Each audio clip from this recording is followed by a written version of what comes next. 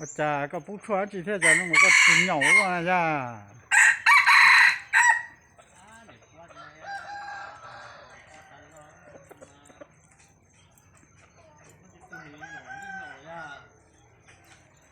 จากกูได้คิดประจานได้กูที่พูอาหารด้วยนะจากกูทุกชิ้นเนาะให้หมูก็ตุ้นน้อไอ้ยาจ่า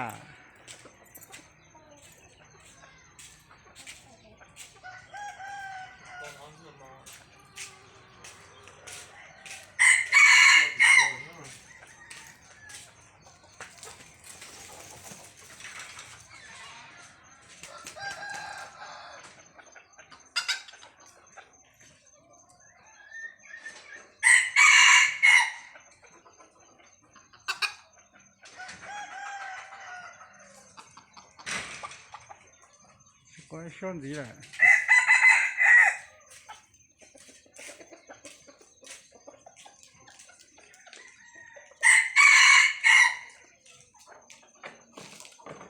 ก็ต้องมึงช่อนดีนะก็ต้องมึงช่อนดีนะ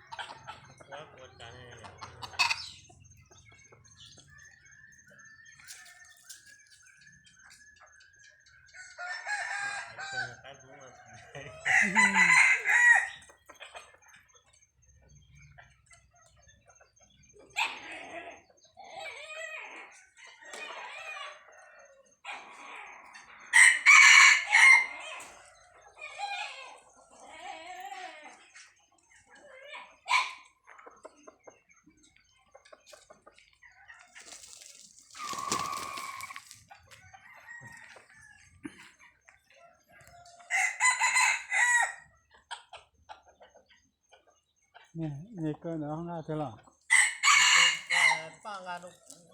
อ่า